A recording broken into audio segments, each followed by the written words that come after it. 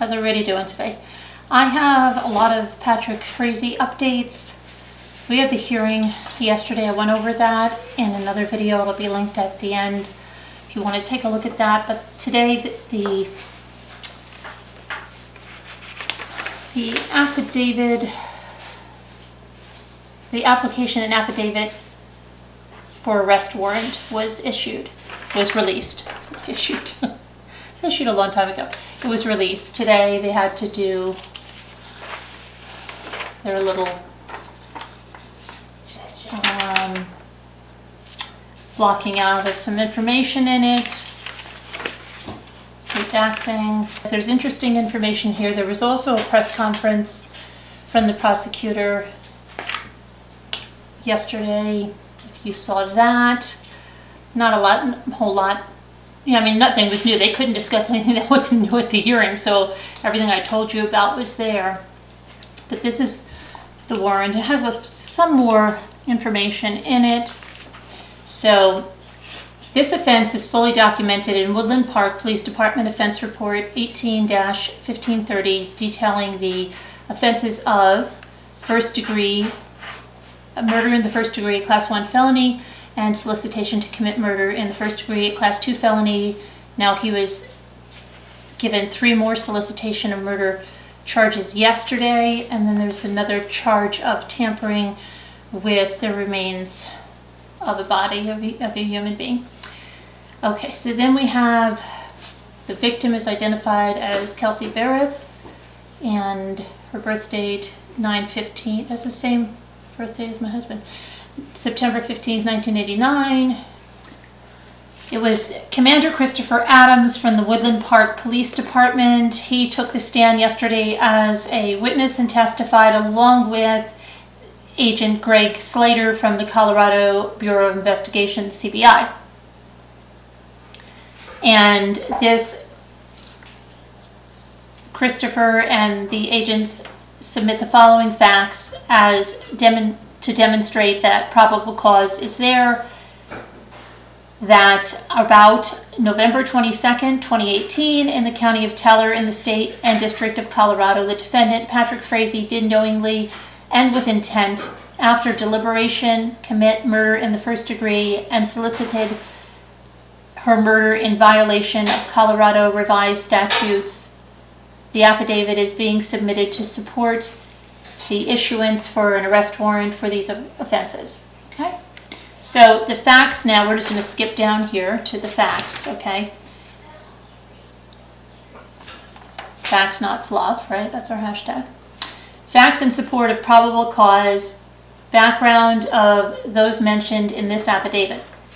Patrick Frazee, date of birth April 18th, 1986, is a Colorado resident and is the last known person to investigators to see Kelsey Berreth alive. Frazee and Berreth are parents of a daughter named, they blocked out her name, we know what it is.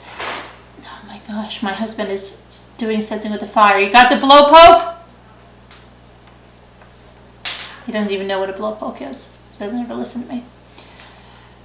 And although they do not live together, they co-parented. Patrick works as a rancher and is involved in the ferrying of horses. Okay. They were unable to locate any prior felony criminal history for Mr. Frazee. Krystal Jean Kenney, Lee, 4 names. Birth date April 4th, 1986, is an Idaho resident who lives at blah, blah, blah. Her address is here. I'm not going to give it out. She's a registered nurse. Unable to locate any prior felony criminal history for Lee. Investigators believe Lee has known Patrick Frazee for over 12 years and has traveled to Colorado in the past, other than as it relates to this investigation. Okay, then we go down to the summary of a missing persons investigation in Colorado. On December 2nd, Cheryl Berreth reported to the Woodland Park Police Department that she has not been able to communicate with her daughter Kelsey in over a week, and requested that the Woodland Park Police Department conduct a welfare check at her residence. Officers responded to Kelsey's residence in Woodland Park and were unable to locate Kelsey. Kelsey's family reported that it would be highly unusual for Berreth to leave without informing her family or friends. A missing persons investigation was initiated and weeks later ultimately turned into a murder investigation.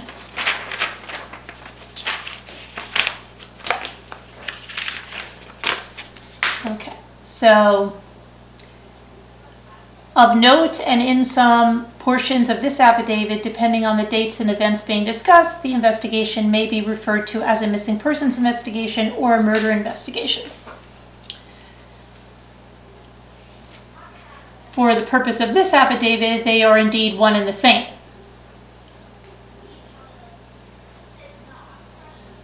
I think Delilah wants to go out. Okay, officers later contacted the father of Kelsey's child, Patrick Frazee, who claimed that he last saw Kelsey on November 22nd when the two exchanged custody of their child in an alley behind her residence. There we go with that alley again. Frazee reported he had not seen her since then, and ultimately, Frazee is allegedly the last person that ever saw Berreth alive. Frazee told officers that his romantic relationship with Kelsey was over, and during the custody exchange, he returned items that belonged to her, including a handgun, her residence keys, and other personal belongings. To date, none of these items have been recovered. Well, we know her handgun has been recovered. That was what Krystal gave to that friend of hers from high school, Mark Pearson.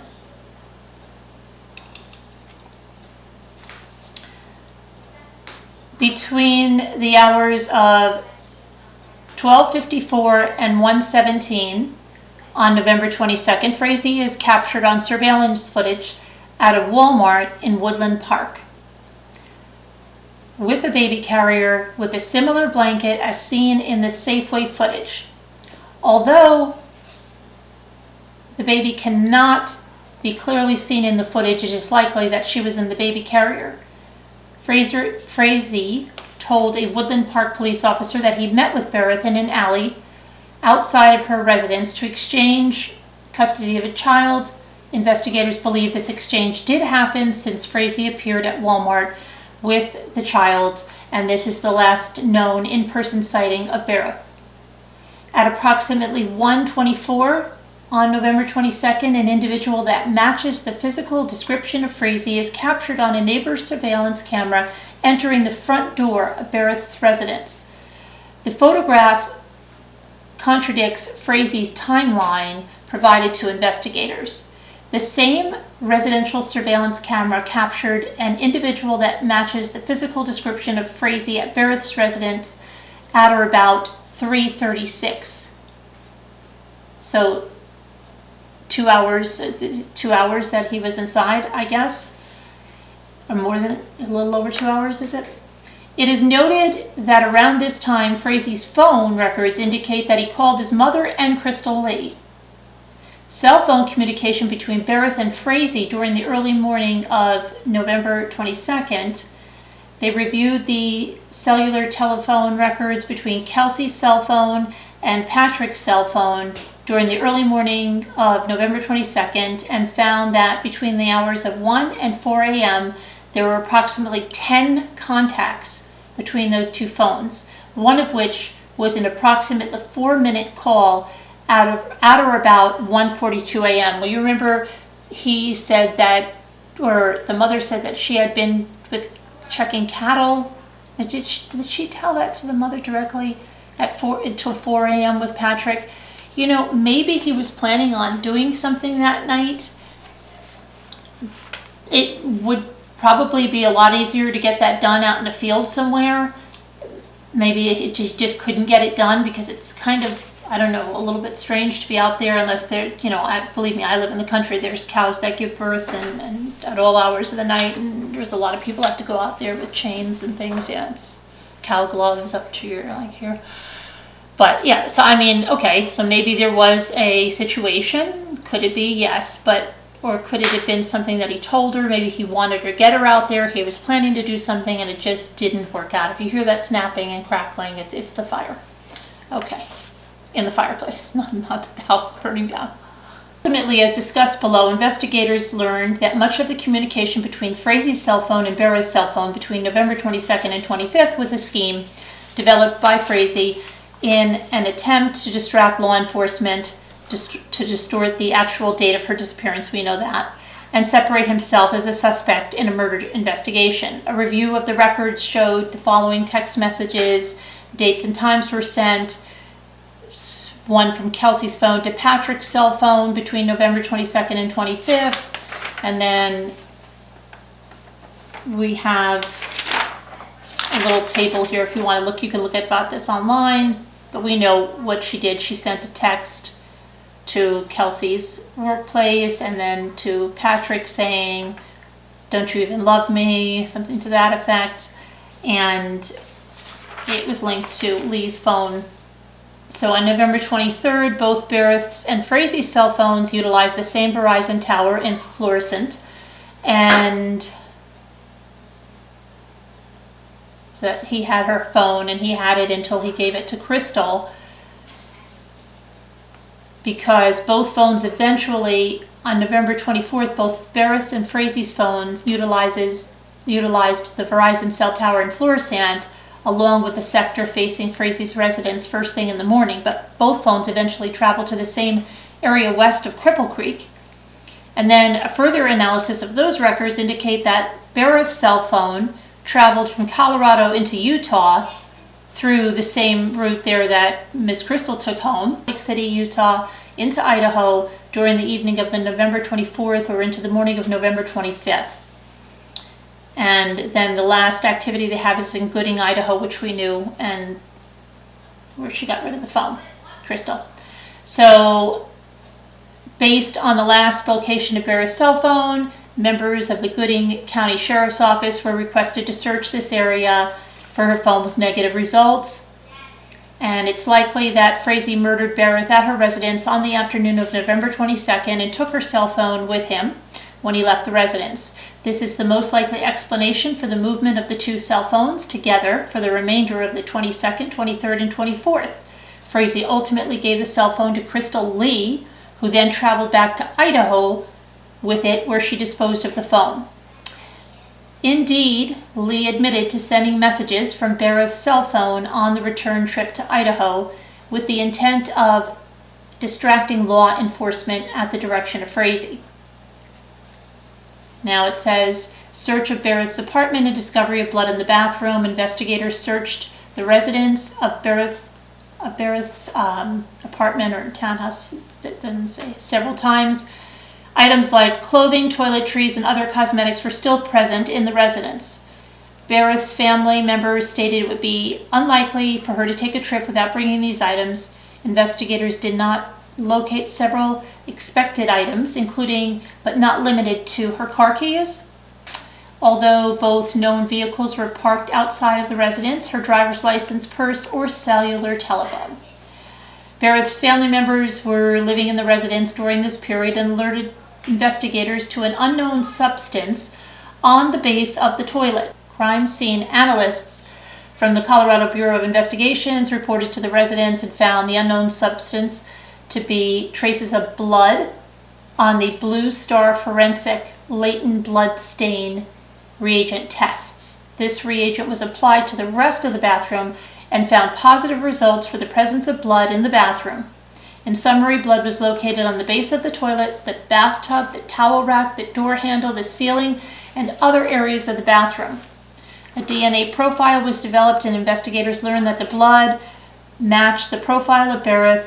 Additionally, one unknown male profile and one unknown female profile were also developed from various areas of the bathroom. It is unlikely that the male profile is Frazee's based on lab reports. Additionally, Berreth's mother stated that she had previously seen a bath rug, toilet, and shower in the bathroom, but the bath rug appears to have gone missing. As discussed below, Lee eventually admitted to investigators what happened in Berreth's residence. So, we have search of the residence on December 13th. Investigators applied for and were granted a search warrant for the residence of Frazee. The warrant was executed, and although some items of eventual value were collected, the body of Berreth was not found. For example, during the search at Frazee's residence, a bottle of bleach, a Swiffer, in parentheses a mop, were found, and they were thought to have presumptive positive tests for the presence of blood. These items were not seized during the first warrant, and a second warrant was applied for and granted to return to the residence and seize them. Lab tests at the time of this warrant were pending on the items, but the results had not been received at this time. Okay, so then there was a document found with a list of 5 people who could provide medical care for the baby in the event that Frazee was absent. So he was getting his affairs in order because he's like, they're searching the place. If I'm gone, I'm going to put, this down for the baby. The document was dated December 12th, 2018, and signed Patrick Frazee. Of particular interest, Kelsey Berreth's name is not on the list, presumably because she's deceased. Okay, now developments of information related to Krystal Lee. Based on call detail analysis from Frazee's cell phone, investigators learned that Frazee was communicating with this Idaho number, which I imagine is her burner phone. And the number is here, but she's got a new phone, so we can't call her or anything like that and talk to her tonight. During the dates surrounding Berreth's suspicious disappearance, open source and other information revealed that that number belonged to Lee, including a recorded phone interview conducted by FBI agents on December 14th with Lee on that number. During this interview, in short, Lee provided materially false and misleading information during that recorded interview. In other words, she lied. During the interview, Lee was asked, when was the last time you communicated with Frazee? And she responded by saying, not sure. Aren't you just dying for these are the recorded interviews to be released? Can't wait. Not sure. And then she said, I'm going to have to look at my phone. I don't know. When pressed by the interviewing agent, she responded, within a month and a half. She then stated that she was actually at Frazee's residence in Colorado on Saturday, November 24th, from approximately 9 a.m. to 5 p.m. to look at a horse, and arrived back in Utah on Sunday at around 10:30 a.m. on the 25th. Right.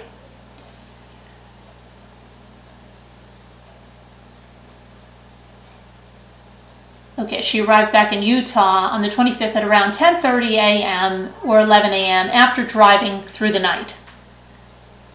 Lee stated she took this trip all by herself. Ultimately, investigators learned that Frazee made up the story and told Lee what to tell the FBI if they called her. Lee stated that she had never met Berreth and had no idea who she was until she saw the online articles about the disappearance.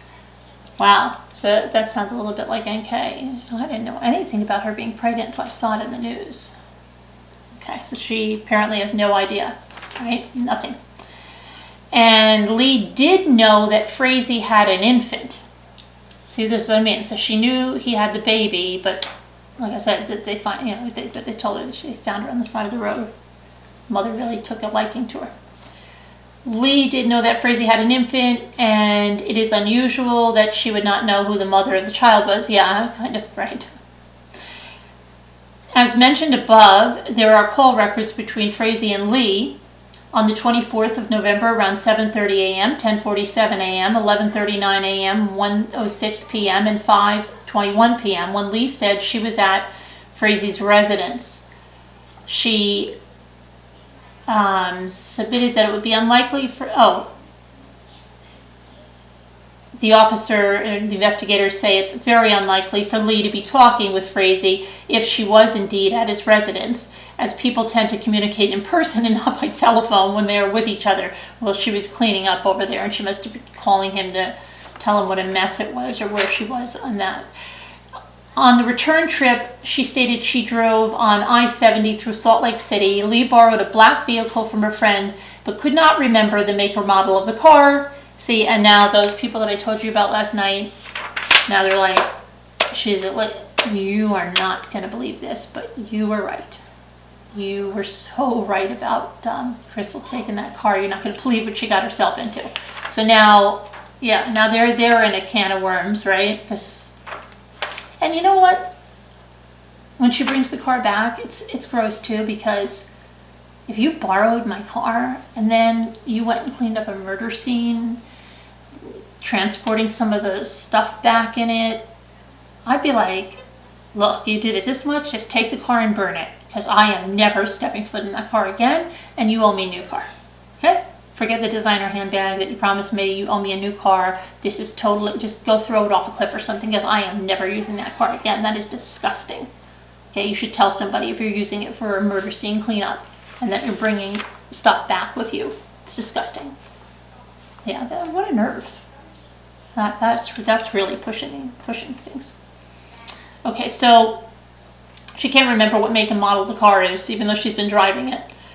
Lee stated that Frazee did not ask her to take Berreth's phone and dispose of it. No, he didn't ask her. Investigators applied for and were granted a search warrant for the call detail records and historical cell site information related to Lee's cell phone. And in summary, a review of the information revealed that Lee's phone was connected to not only a cell phone tower, but a sector of the tower that would service Berreth's residence on the morning of November 24th.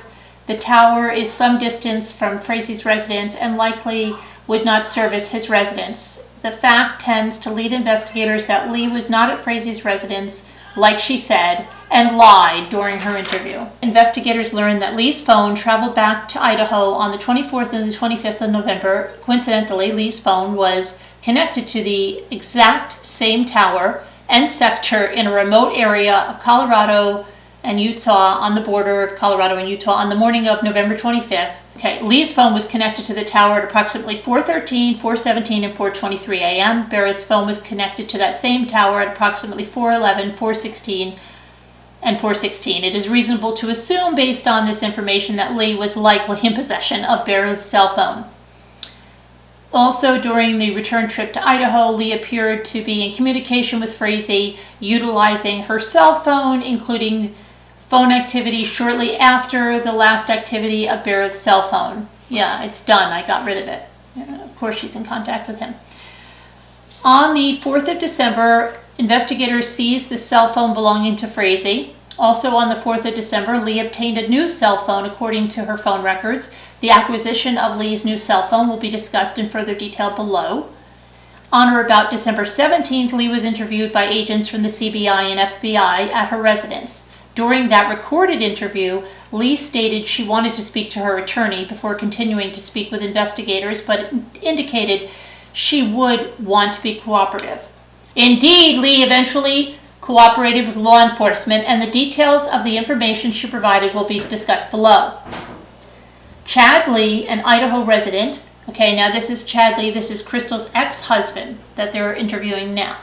So Chad Lee, an Idaho resident, was interviewed by FBI agents in Idaho. Chad stated he was married to Krystal Lee for approximately the last 8 years. Okay. And he was recently divorced in the summer of 2018. Chad and Krystal still share a home in Idaho, and they raise their 2 children together. Lee lied to Chad about his whereabouts during November 24th and November 25th. Initially, she told Chad she was going to a birthday party at a friend's house in Idaho. Then she told him she was going to help her friend Megan move, also in Idaho. Investigators ultimately learned that Lee drove Megan's 2012 black Volkswagen Jetta to Colorado. So when Krystal gets off one of these calls with these FBI agents, she goes to Chad and tells him, wow, that was scary. I'm so nervous about that. And he must be saying, like, what are they worried about? You just went to a birthday party in Idaho and you helped your friend Megan move. Why are they even calling you? What's going on? And then she's like, whoa, I didn't tell you the truth about everything. I did go down to Colorado and I went to Patrick's to check out a horse that we owned together around Thanksgiving. After she says that, she says, you know what? Wow, I think somebody set me up. Set me up. And then wouldn't Chad be like, what are you talking about? Set you up with the horse? How'd they set you up? Did he go in? He doesn't even talk about if he went into details with her at all. Just, gee, I think somebody might have set me up. Oh, okay, that's too bad, but I don't know, game's on and I got something else to do. After you find out what else she's doing, it just sounds like they're roommates under the same roof and co-parenting, so he probably didn't care, and she's probably, this is not, when I tell you what else is going on, he's probably just like, yeah, whatevs. She said that, see, it could be worse, Tico, right? So you're alone right now, but at least you're not dealing with something like this, right? There's always something to be thankful for, At least you know that you just got to worry about yourself right now, and you're not with someone else that's going out and cleaning up a murder scene. So yeah, hang in there. It's going to be fine. Okay, let's go back to this. So Chad, she says, I think somebody set me up here, Chad. Okay, and again, it's, someone set her up. Again, we see the person that can't take responsibility for what they're doing. Someone did this to her, poor victim, poor this, poor that, poor everything, right? Okay, so somebody set her up. And based on the facts, Lee concealed her whereabouts to Chad, combined with lying to FBI agents. It's reasonable to believe that Lee's statements are unreliable at best. Chad also stated that Krystal and Patrick dated in college and that they were involved in a sexual relationship during at least 2016 and possibly into 2017. Chad did not want any of the details of the affair and did not have any further information regarding the relationship to provide, which is probably why Chad wanted the divorce, and I don't need any details of that affair, thanks very much, but he's still living with her, and apparently the father of this new baby that Krystal's pregnant with. This is what they want us to believe. Yeah. All right, so then we have,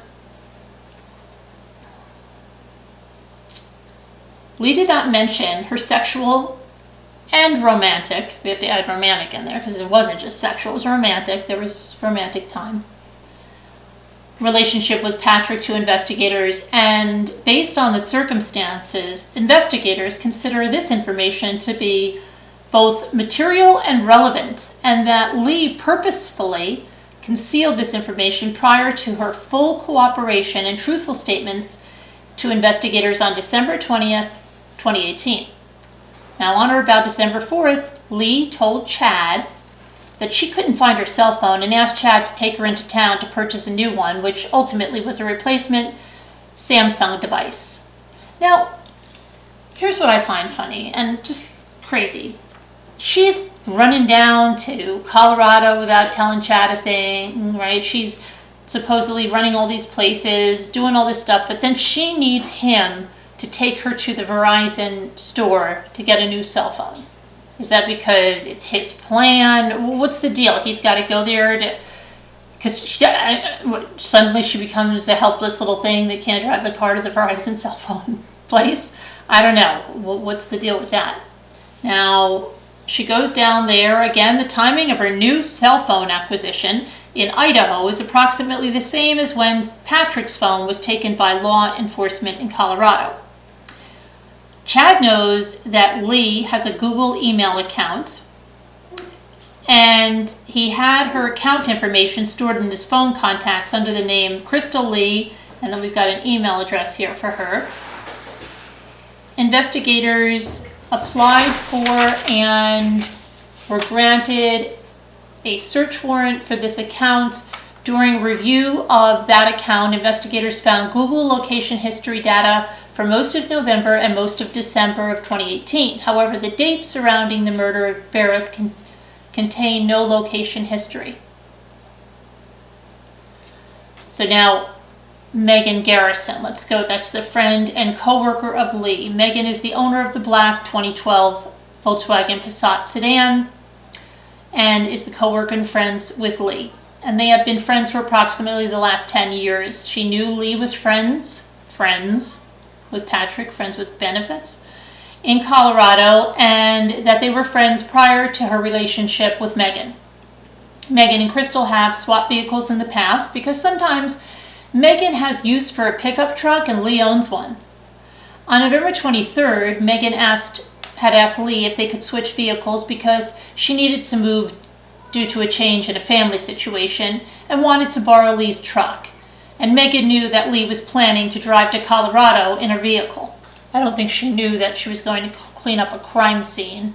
And Lee sent Megan a text message on the afternoon of the 24th asking if she could stay the night at her house because she had had too much to drink. She's pregnant, but this is another lie. And Megan stated that the content of the message was false and that Lee did not really want to sleep at her house, and the message was meant to establish an alibi in case her ex-husband checked her phone or called Megan to see where Lee was. Such an honest person. Around 4 on November 25th, Megan meets Lee to swap the vehicles back at the Walmart in Jerome, Idaho. It is noted that the Walmart in Jerome is approximately 20 miles from the last location of Berreth's cell phone. Around Friday, December 14th, Lee calls Megan and tells her that she was contacted by the FBI and the FBI might ask her questions about Lee borrowing her car. Lee did not provide specific instructions of what to say to the FBI or other investigators. This sounds like an NK thing. They're going to call, I'm not in any trouble, I didn't do anything wrong, I'm not convicted of any crime, but if they call you, just don't say a word. So now she lent her car out. That's something you want to hear when you lend your car out. The FBI might be calling you. Okay, but it's nothing. Don't worry about it. You've already been riding in the car anyway with any of the bloody residue or contaminants, and I would be. Oh my gosh, need like 16 silkwood showers just from being around the car, much less sitting in the car. Okay.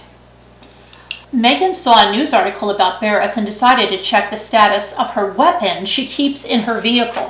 So here. Yeah, borrow my car. I'm not even going to take the weapon that I keep in there out. You can have it with you. I don't mind, my gun just going with you to some place, even though you've told me that your boyfriend, or is he your friend with benefits, whatever he is, has asked you to kill his baby mama. But just take my car, it's unlicensed, and have my handgun there. Because that's good to have the handgun there. That way, if you do get stopped by the police, it's just another charge, for me, and it is good. And that's probably maybe why Megan's living situation changed. Maybe she's doing these things all the time, and that's what caused this discord in her marriage. If she was married or with a significant other, maybe that caused a big fight, and that's why her living situation changed. If it changed, she could just be a liar like Krystal, But definitely very, very interesting stuff. Megan sees this news article and decides to check the status of her weapon that she keeps in her car. She keeps 8 rounds in the magazine and nothing in the chamber. Megan usually keeps 8 rounds in the magazine. Upon the return of her vehicle, she goes and checks her weapon. And there's 1 round in the chamber and 6 rounds in the magazine. That means 1 round is missing somewhere, right? And someone was getting ready to. Megan never loads a round into the chamber, and Megan felt it was very suspicious that the gun was in a different condition. Well, did you ask her, Megan?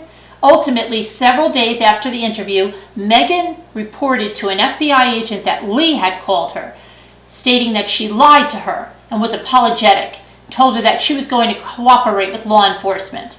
So now we have an interview with Michelle Stein, who you saw in a previous video of mine, gave an interview to Good Morning America. Now, this interview was conducted by agents from the CBI and the FBI with Michelle Stein. Her date of birth is 9/5/1971 in Twin Falls, Idaho. Michelle is a paralegal at a personal injury law firm in Twin Falls, and they're unable to find any prior felony criminal history for Michelle. In summary, Michelle is a friend of Lee's and has been for some time. On or about October 22nd, Michelle stated that Krystal told her that Patrick asked to help kill his baby mama. Michelle remembered the date because she was driving her son to a doctor's appointment in Utah during that conversation. I don't know how old Michelle's son is, but that must have been some conversation. Michelle stated that she advised Krystal to tell the police what Patrick requested, but did not believe Krystal ever went to the police. Okay, so Michelle could have done something too, okay, and then she's the one that tells the lawyer she works with. Michelle provided the interviewing agents access to her phone records, and indeed the agents located phone records between Krystal and Michelle on October 22nd. This corroborates Michelle's statements, and for these reasons, her information is considered to be reliable. Furthermore, the information tends to speak towards Frazee's deliberation of the murder of Berreth. Now, Lee had obtained an attorney on December 20th and agreed to provide truthful statements and fully cooperate with investigators in consideration of charges in the captioned investigation, her plea deal.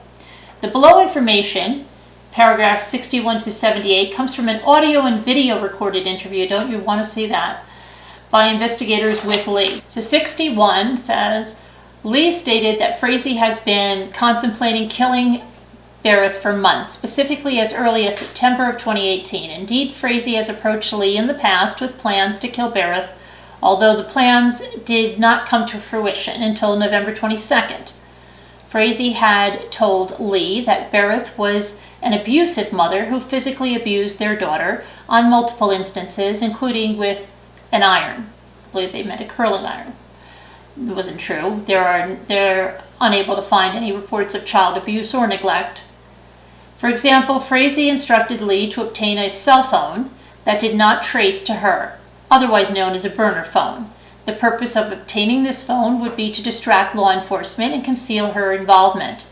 Frazee had discussed putting poison in Berreth's coffee and had also given Lee a metal pipe to hit Berreth in the back of the head. Specifically, Lee was solicited on multiple occasions by Frazee to commit the murder of Berreth.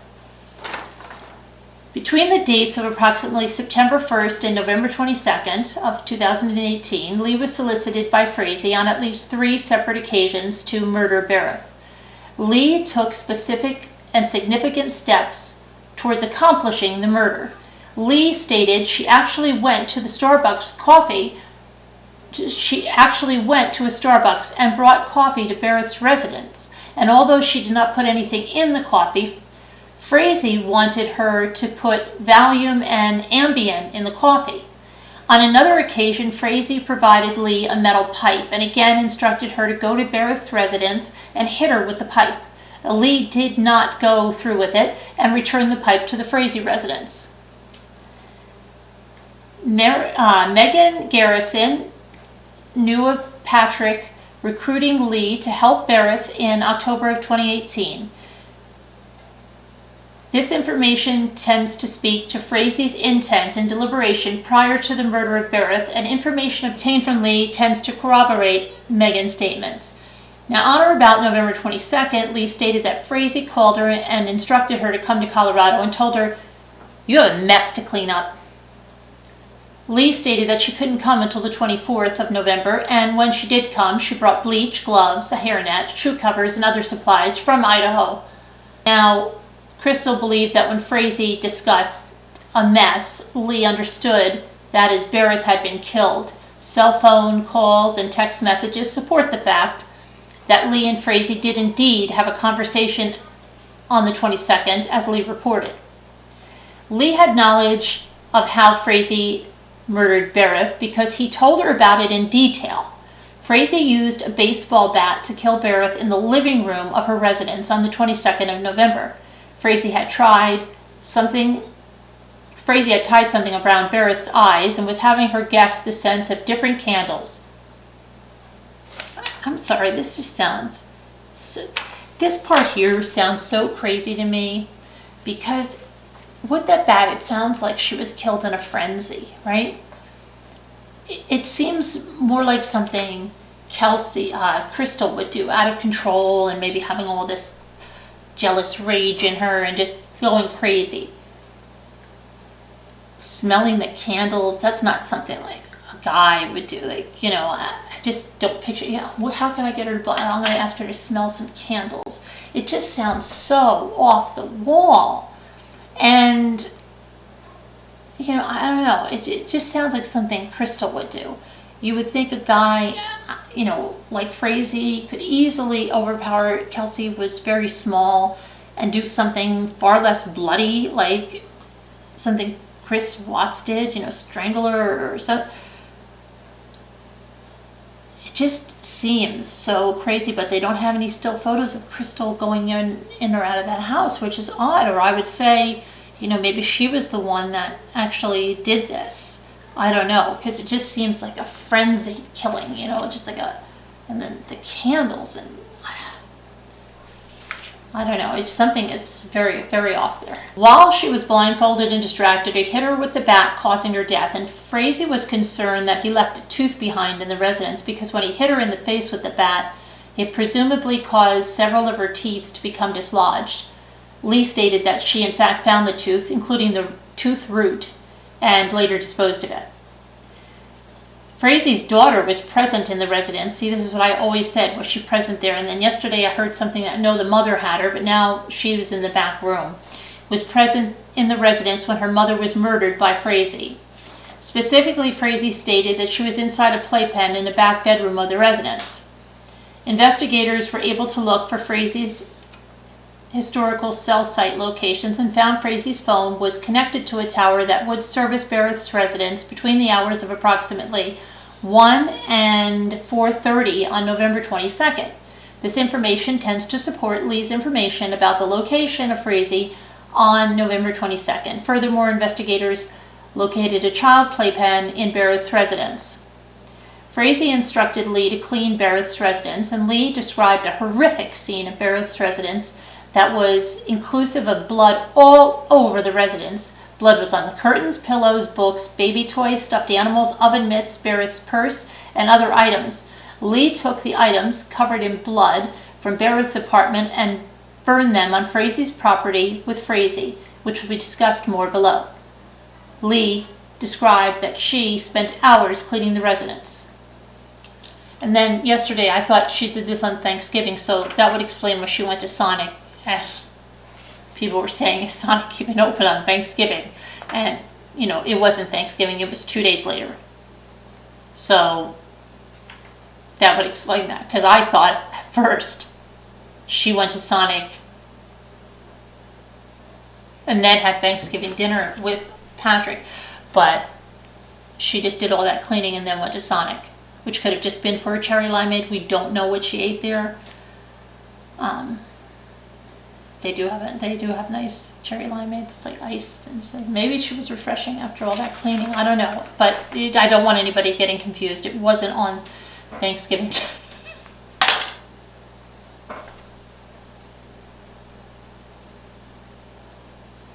I'm sorry. I'm laughing because somebody said Sonic open on Thanksgiving Day.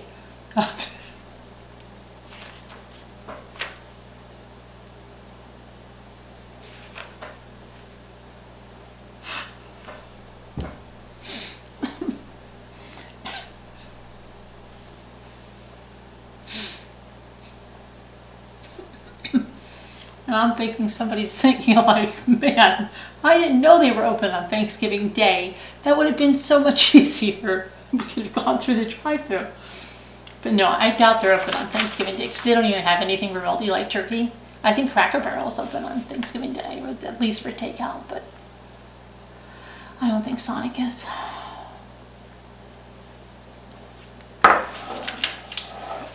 Okay. Sorry about that. And that was not a gunshot, that was the fireplace. Blood was also on the floor of the kitchen, on the walls of the ceiling, on the television, pictures, couch, and books. And Lee used bleach and Windex to clean the residence. Lee wore gloves, a hairnet, booties, and a white suit that covered her whole body. She also used the shower to help clean up the residence. And then Lee stated that investigators could still find Berreth's blood on the rock face around the fireplace because she was hoping investigators would find it. This sounds to me like if it was a rock face and it absorbed that blood, possibly she couldn't remove it from there, and that's why she mentioned that, and then now was using it to her advantage, like, I can't seem to get that out, I wonder if they'll notice it, oh my gosh. And then thinking, like, oh wait, I'll tell them this and that'll get me some points, you know? Okay, so she says that she left that there on purpose so that the investigators would find it. And there's also blood on the baby gate, which Lee moved to the back bedroom. She also stated that there might be blood on the base of the walls. Frazee originally took Berreth's body from her residence and stored it in a black plastic tote with silver handles at the Nash Ranch on the 22nd of November. The tote was stored in a barn on top of a haystack at the ranch, and Frazee used a tractor to put the tote up high. He later took the tote from the Nash Ranch to his property on the late afternoon, early evening of November 24th, and Lee went with Frazee to Nash Ranch to retrieve the body, which explains how she has intimate details of what the tote looked like and where it was stored. Investigators were able to review historical cell phone records, and the cell phones belonging to Lee, Berreth, and Frazee were connected to a cell phone tower outside Cripple Creek, Colorado, between approximately 5:01 and 6:14 on November 24th. The tote was transported in Frazee's red pickup truck from Nash Ranch to his residence in Florissant. Frazee put the black tote in a trough on his residence, along with items from Berreth's residence that were used to kill Berreth, and burned it to dispose of evidence. The trough is described as a round aluminum structure that would hold approximately 100 gallons. Accelerants, including gasoline and motor oil, were poured into the trough as if fire burned. Lee stated that Frazee poured at least 5 gallons. Remember, they were seen filling up that 5-gallon thing together. Poured at least 5 gallons of gasoline from a gasoline container into the trough to keep the fire burning, and continued to add wood to the fire. Frazee wanted Lee to take the body back to Idaho, but Lee refused. That would have been another nice thing for Megan's car, right? But Lee refused. Lee never saw the body prior to it being burned, but Frazee said that the body was in the black tote. However, at one point, the tote had melted and there was a heap that Lee believed to be a human body still in the fire. Frazee gave Lee the firearm that belonged to Berreth late in the evening on the 24th of November, and Frazee wanted Berreth's firearm to appear to be missing in an attempt to lead investigators to believe that Berreth might have committed suicide. Frazee said that because she wouldn't take the body, she had to take the firearm. Okay. Frazee said it. Look, you're not taking the body, you have to take the firearm. It's one or the other. I'm not doing both. One or the other. You want the body or the firearm? Firearm? Firearm. Okay. What a guy. He gave her a choice. Lee disposed of all of the contents of Berreth's purse and her cell phone. Okay, so Lee now has the purse, the firearm, the cell phone. The content of Berreth's purse was burned at the same time as her body. Okay, so it says Lee disposed of all of the contents of Berreth's purse and her cell phone. The content of Berreth's purse, mace container, a pair of earrings, and Berreth's identification cards, and these items were all burned with the exception of Berreth's cell phone. Okay, because they needed that to ping somewhere else. Now, Frazee gave Lee the cell phone that belonged to Berreth while at his residence in Florissant, Colorado on November 24th, and Lee stated she used Berreth's phone in Woodland Park, Colorado, Grand Junction, Colorado, after getting to Utah and in Idaho before getting rid of the phone in Idaho. Lee sent text messages from Berreth's phone.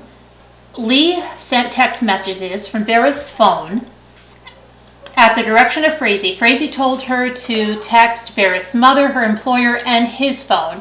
Investigators were able to corroborate this information, and cell site records confirmed Berreth's phone was indeed used in Woodland Park, Grand Junction, and Utah, and these specific locations were not released to the media. Because of that, and Lee's knowledge of it, they believed her information to be reliable. Lee stated that she sent Berreth's mother a message referencing that she would call her tomorrow. After obtaining full cooperation from Lee, she admitted to her involvement in the destruction of evidence from the murder of Berreth, cleaning Berreth's blood from inside her residence, and transporting Berreth's phone to Idaho, and ultimately told investigators that Frazee did indeed murder Berreth with a baseball bat in the living room of her residence. Lee's friend Megan told investigators that Frazee has solicited Lee in the past, and then on October 22nd, Lee told Megan Patrick had asked her to help kill Berreth. That information was corroborated by Lee's statements and speaks directly to Frazee's intent and deliberation to murder Berreth.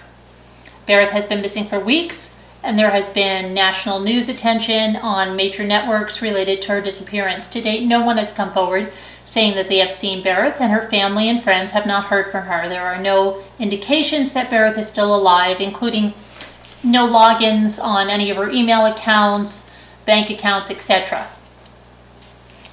Although the remains of Berreth have not yet been located to date, Lee admitted she participated in the destruction of evidence of the murder, viewed and identified the murder scene, and provided information to investigators about how Berreth's body was burned. Investigators have begun to search, but have not yet located Berreth's remains. Based on the facts set forth above, this was submitted because probable cause, they believe probable cause is this, okay, and to get the warrant. So that's the warrant that was released today, and you can locate this online if you want to read it in its entirety yourself. In the press conference, prosecution said that Lee said he disposed of her body either in a river or in a landfill, and the investigation, they said, is continuing. It's an open, it's continuing investigation. He's going to be held without bond until April 8th or 6th will be the next date, and it's going to go to trial. So we'll see. They said they have more evidence than what is being released to us now. So that's where we are with the Berreth situation. And regarding that footage, now this footage that we're talking about with Shanann going up to the doorbell came out right when we were having our premiere last night, and people were all like, "Oh my gosh, did you see this?" And I'm like, I said to this one, I said, Molly, was it Molly? Yeah. I just wish I could say something. I just wish I had that little button like on my phone and I can just put a voice message in the chat, because I'm trying to say something and everybody keeps cutting me off, and I'm like, I'm very suspicious of this. What are you suspicious about? It's not really her. No, it is really her. I'm suspicious of how that footage was released. Okay, first of all, everyone's heard that there were, I think it's ice raining, things like that were not released at the request of the family, Shanann's family. And then last night, you start seeing these videos, but it was very interesting where they were located. They were located on channels that were not big time channels covering this case. They were either on brand new channels, or they were on channels that really had they were just uploaded. This is what really made me suspicious. There were at least 3-4 channels that I saw that had maybe 4 videos and 10 subscribers. It wasn't even like a creator account, okay? So then I'm saying, like, why did someone plant this specifically on these channels? Were these channels just created in order to get this up there so that somebody's going to download it and upload it and they're going to go and shut down channels? I'm thinking, like, where did this come from? Who did this? Is this someone that worked at Vivint? Is this someone that was in the police department where this was? Was this hacked? Why is this out there, and why do you not see? And now there are a few of the bigger channels that have it, but last night there weren't. And it was just on these little tiny channels. And then even Thriving, interestingly, shared someone's video rather than just upload it themselves. And I thought, well, why are they doing that? Are they doing that in case they get in trouble? They want to show where that came from? I don't know. It was very odd, and I wasn't the only one questioning it. And I still don't know what it's about or where it came from. How did it get out there? Somebody said it was her family, but that was just a comment. I think it's ice raining. It was just a comment in that Thriving for Life by just some person, random person, and that, you know, how rumor flies. If anybody knows anything more about that, but I just find that very suspicious. I also find the video kind of disturbing, and I don't know, out of respect, I don't want to be sharing that video, but anyway, we'll see what's going on there. And then, what else did I have? Oh, there was some talk about blankets being found and that they're in the search warrant. Can you guys please go into the discovery? Okay, again, whatever is in that discovery has been out since November. Okay, we all know this, right? There's no new stuff. Even if somebody puts a video and it's like, new stuff, it's all there. This thing that's in the discovery, I've seen many, many times. I interpreted it because if you read it, they had to keep their notes. The investigators, the agents, had to keep their notes. In fact, there's a passage in there where one agent didn't realize he had to keep his handwritten notes, and he thought that once he had them transcribed, he could shred them. No, they wanted all the handwritten notes to be put in that discovery. So you'll have like a handwritten note, and it says, starts out, it's almost like a to-do list of everything that this agent had to do that day. So it said stuff like, you know, obtain search warrant for Vivint, something else on it, and then there was a post-it that was on that piece of paper, and it said vehicle search warrant, and which I assumed to mean, you know, remember to get the vehicle search warrant. And then there was a list of items. Now, if you read the list of items, there's a shovel, there's a crescent wrench, things like that. There's the blankets, and there's stuffed toys, among other things.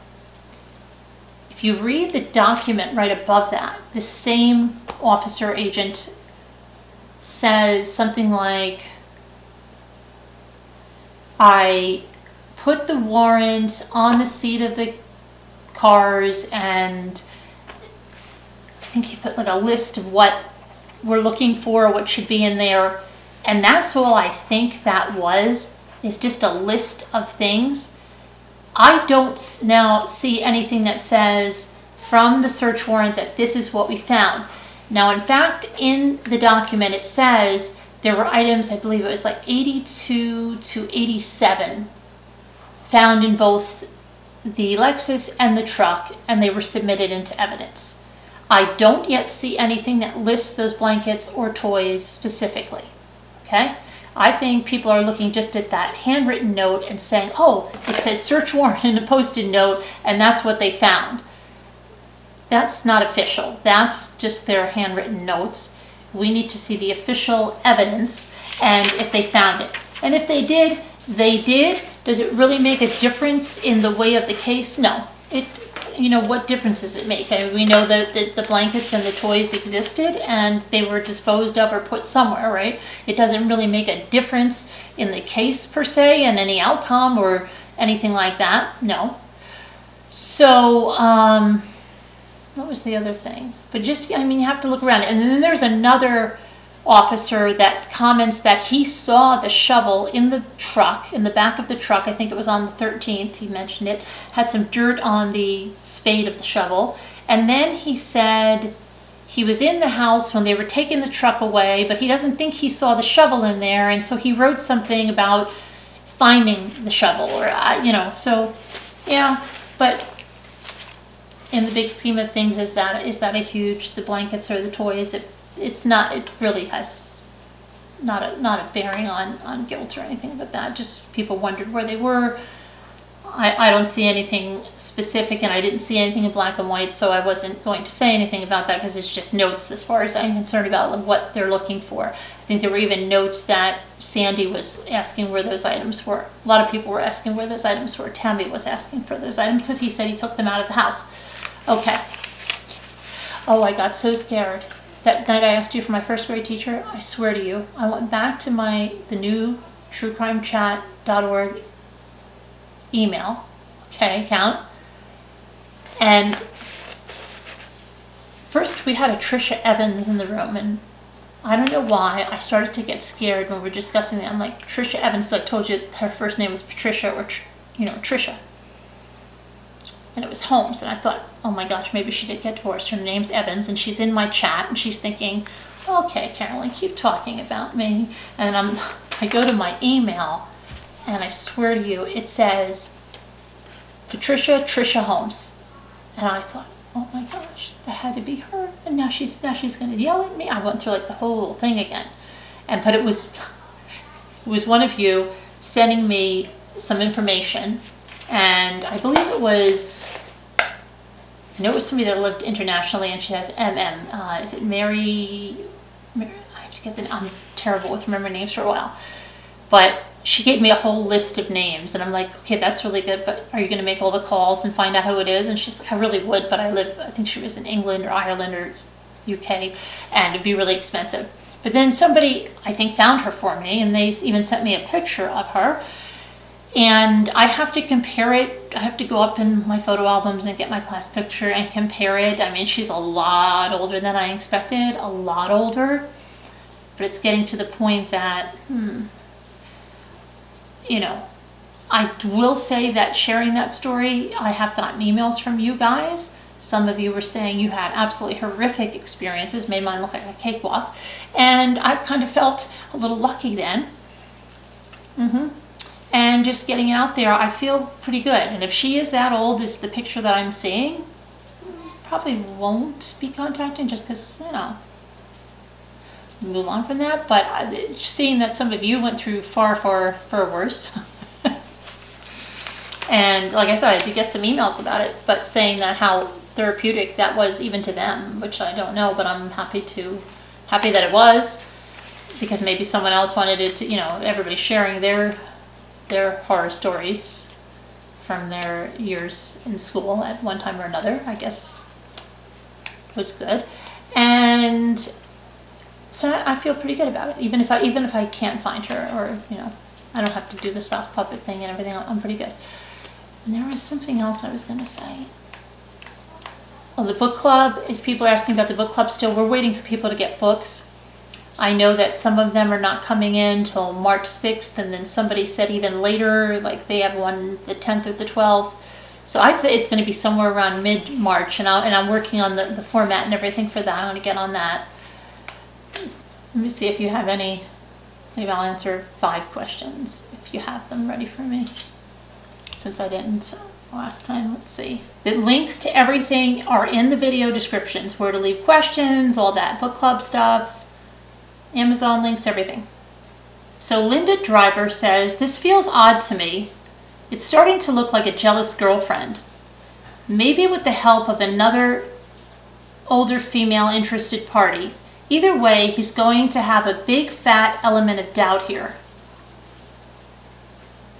Okay, I assume, Linda, that you're talking about the Frazee case?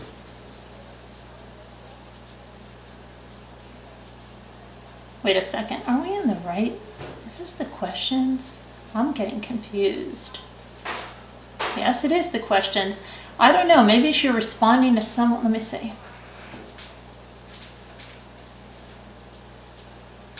I don't know. Linda, I'm kind of lost about what you're replying. This feels a bit odd to me. It's starting to look like a jealous girlfriend, maybe with the help of another older female interested party. I think you have to be, because this is 5 hours ago talking about Frazee. And yeah, maybe you're saying it's like a jealous girlfriend because of like the frenzied killing with the bat, like I just mentioned. And if you are mentioning that, yeah, it does sound like that, except the fact that they have his cell phones linked there with hers, and they see him in the doorway twice, and they don't see her at all. So while it sounds like that, I don't know, unless she did it at another time and he was just there cleaning up at that time. I don't know, not, gathering the body. I don't know. There's something weird. Lots more is going to come out. I think that, like I told you guys this whole time, this is going to be a very, very wild case and be way more involved than the Watts case. And it's not going to be wrapped up in the time that the Watts case has. Okay. So that was Linda Driver, and then we have Star Trail says, I need to know how the basement fits into the Watts case. I finally watched the full video of the dogs, but I'm still confused. It doesn't seem like Chris killed Shanann down there because the security system didn't sense any movement after a certain time. And now that we have seen the video of Shanann arriving home that night,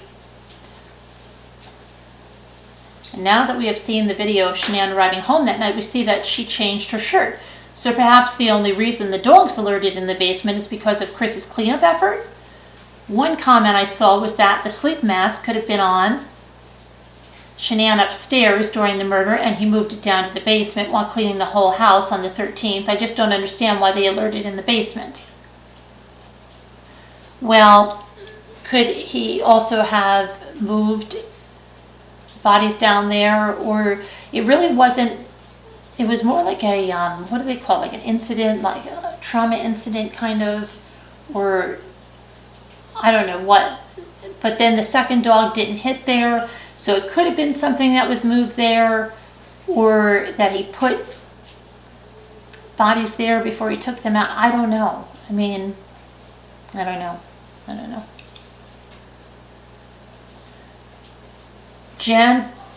Janadu says, what is your best guess as to why Mama Crazy Frazee took the fifth?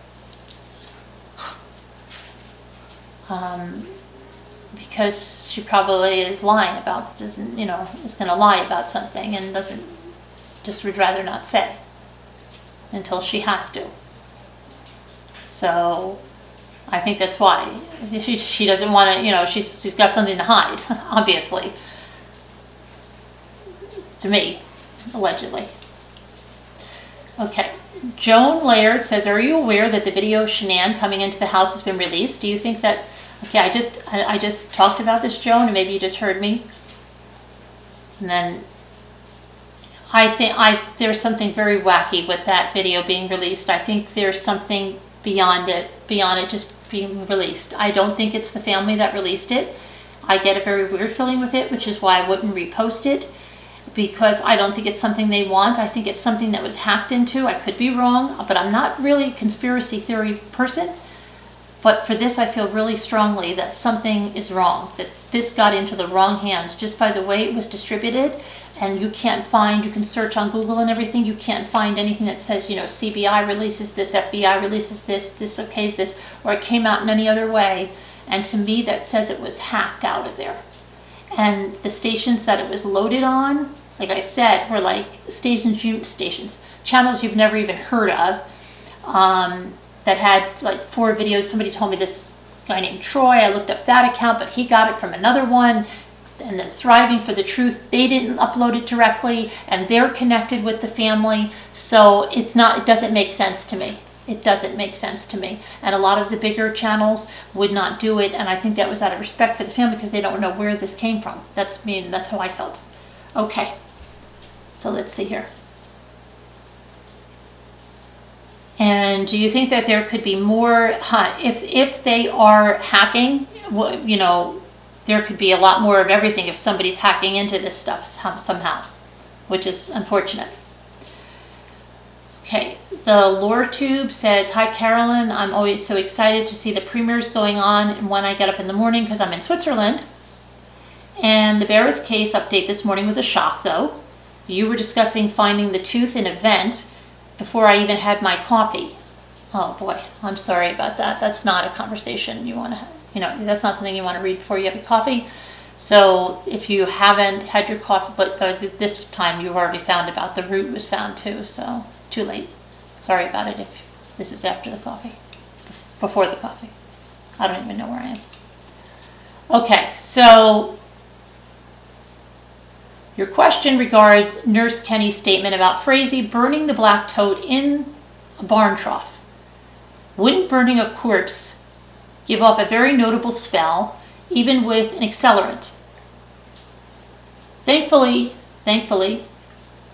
I have no knowledge of that because I've never been in a situation where I've had to do anything like that, thankfully. I would imagine there's an odor. I don't know how much of an odor. They seem to have been at this Nash Ranch, which probably was a very open space. Okay, and wouldn't give off a very notable smell, even with an accelerant. Wouldn't she as a nurse have noticed her it? I think you mean have noticed it? Well, she noticed it, but she was helping him. She knew, he told her that what they were doing. I'm obviously guessing BC. Thank God I have no experience with burning bodies. Gah, me either. Gah. But she said those flames were so high. So a substantial fire, their clothes must have smelled so badly of smoke and accelerant. Yeah, if they're in the way of the smoke, yes. Maybe they were standing the other way. The fire had to be hot enough to potentially burn all traces of a corpse or evidence. Well, he scooped something up and disposed of it in the river or at a landfill, is what the DA said at the press conference. I think he wanted her to bring it up with her, but she said no, and then he said, "You can take this or the gun." She chose the gun. I think in a crematorium, the temperature is something like 1400 degrees. I don't know. Don't you think these details are strange? I mean, do you think the CBI will have a lot more trace evidence from Berreth in the fire barn? Well, they said they have other evidence to find, but they haven't found any traces of the body, and that's a problem. Thank you so much for your ramblings. You're welcome. Enjoy your channel so much. I appreciate you, how you keep it to fact. So pleasant to listen to. And the ice cream cakes and the hubby's limeade breaks are great too. Okay, and the screaming kids, not so great? Okay. All right. I'm going to try to keep them to a minimum. Okay, so we have prim and proper. What's the rest of the contractor being injected by his wife? Oh, prim, proper. We had a contractor, and I mean, he was like nuts. But then if he was out for work, he'd be, oh, I had the, he wouldn't show up Sunday, and then he'd be like, oh, I was dying, I had the stomach stuff. But his wife, had the, so he would just say, she gave me a shot of, what is it, what's the medication that stops vomiting that a lot of pregnant women take? It's a Zolfran or something, whatever it was. He said, I said to my husband, what does she just have injections and just, let me hear, this will stop the vomiting. He would tell me things like this all the time. And then when he was doing my backsplash, ironically, they were supposed to be leaving for Myrtle Beach that same night, okay? And he was here until 12:30. Now, he was here at 12:30 at night because he wanted to be paid for this, okay? We had already given him advances on the money. His wife actually came up to get the money in cash that she needed.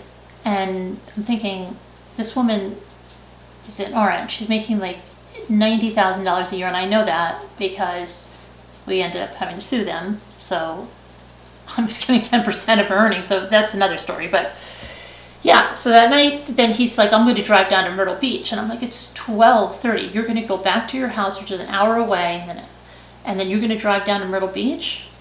I'm going to go get like a Red Bull. Well, he got something a little more than a Red Bull, and those were the other things I think that she was buying with the cash money, which we found out, could have been a problem, and could have led to why he didn't show up for work and why he always needed money, even though he ended up that first we thought he was very responsible, but he wasn't.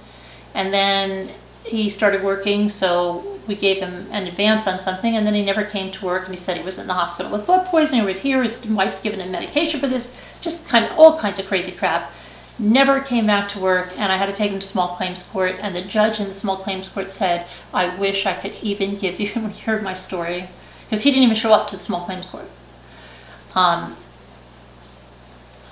would even give you more money for what you've been through, because it was just insane. But we did get the backsplash done that night, and he did drive down to, all in one night, down to Myrtle Beach. So yeah, lots of lovely things like that. Yeah. Okay, so allegedly. Now let's see. That was prim and proper that asked me that about the injections. Robin Smith said, hi Carolyn, Mommy. Which case are you looking for the link to the second discovery? The Watts case. I don't think it's there anymore. At least the links that I had. Unless somebody downloaded it. If you downloaded it. Somebody sent me something yesterday, but I think that was the first batch that I have, but thanks for that anyway. But yeah, the second was smaller, and I think it was mostly like a few text pictures. All right, and I might have some of those pictures. I have the picture of the whiteboard that has the whole case on it that I guess the CBI had. I don't know if that came from the second or the first. Does anybody know if that whiteboard is in the second or the first? Because I have the whiteboard, so I might have some of the second. I don't know. Okay. So let's see here. Sammy Neiman says, hey there. Hey there, Sammy. What's your take on Shanann being found in a different shirt than she was seen wearing in the leaked ring video? Okay, Sammy, you're saying leaked ring video. Do you have information from me? Do you know that this was leaked? Spill the beans, Sammy. My personal theory was that he knocked her out as soon as she made it into the house, but now the different shirt has me wondering what actually happened inside the house that night he killed her, and I'm looking forward to your thoughts. Well, maybe the shirt she was in, if it is a different shirt, because I didn't even look at it that much. I mean, I heard people saying it's a different shirt. Some people said it was the same shirt, but there's the dirt or whatever. She took her pants off, so he said she slept in a shirt, and that could have been her night shirt that she got in, and then he took care of her in the bed. So that's probably what I would say if it is a different shirt. That's what I would say. Okay, so that was Sammy Neiman, and you spill the beans on what you know about the leaked video. I have heard many times this is Gold T83087. I've heard many times YouTubers referencing Shanann still having makeup on when she was killed. How do we know this? I didn't see anything on the autopsy or discover because of what was left on the pillow. There was stains that looked like foundation stains, and he kept mentioning mascara running down, and I think that's why everybody says she still had her makeup on. Please let me know about this. It's keeping me up at night. LOL. Lauren F. Okay, we didn't see anything about it in the autopsy or discovery files.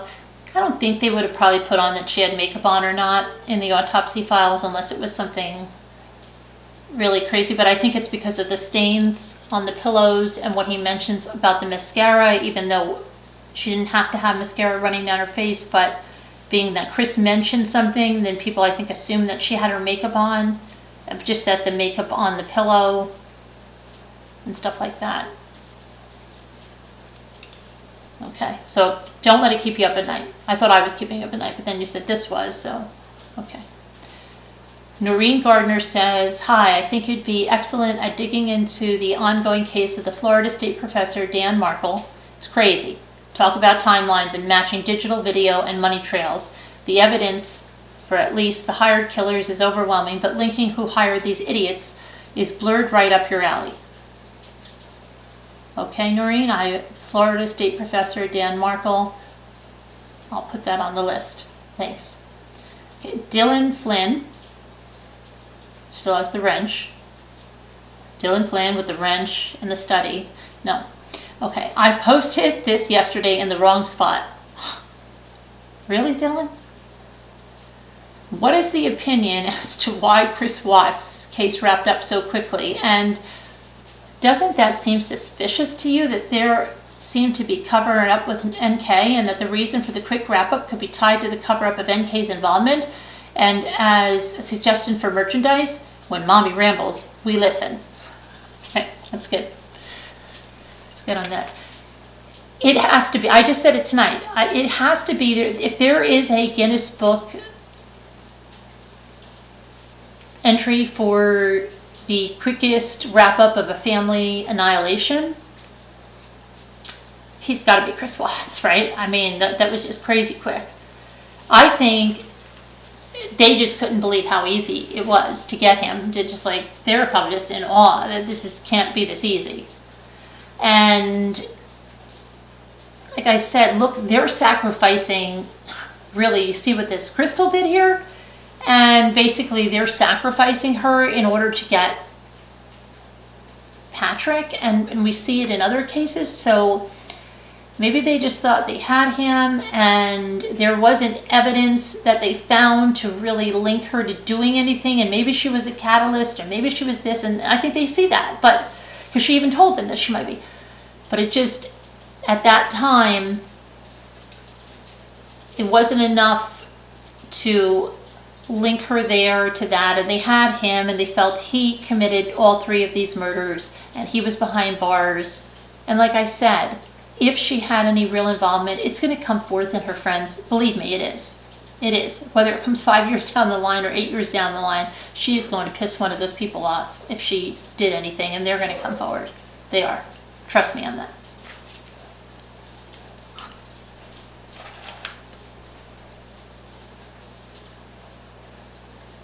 Okay, Deanna Bates says, I know we all love the Watts case, but I think we should start working on letting go. I think it would be fun to take on an unsolved case and see if we can come up with some answers. Okay, Deanna.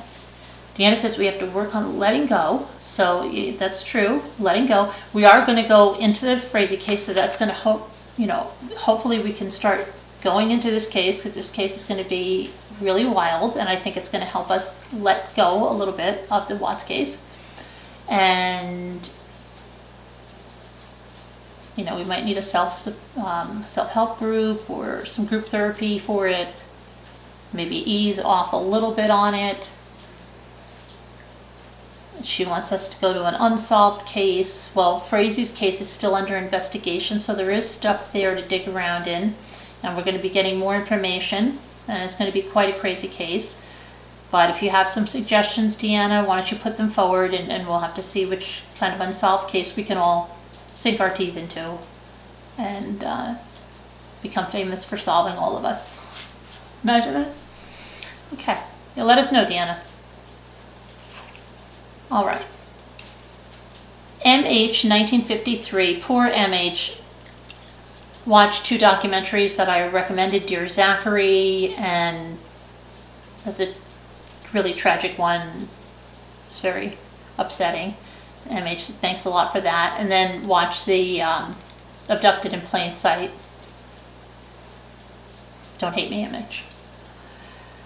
So MH, which is Marianne. Was it Marianne? Because the other girl was Mary Elizabeth. Mary. My second question for today, well, we didn't get to your first one, was Shanann ever... Oh, I think I answered this, Shanann being afraid of Chris. So you guys didn't give me many new questions, guys. Yeah, that's it, guys. Let me see if I have them. So you're slacking on the questions here. I thought there was one other. Let me see if there's, because there's like 2 threads, even though I keep giving this one. You guys are slacking. You guys have to get on the questions. All right, so that's it for tonight. We'll see Krystal stuff while the mainstream media has not still announced Krystal's pregnancy. I wonder how long that'll stay under wraps. But I think, was there anything else? No, I don't think so. All right, I'm going to get this video up just in case we lose electricity because it is ice rain outside. You can hear that coming down. Talk to you guys later. Have a good one. Bye now.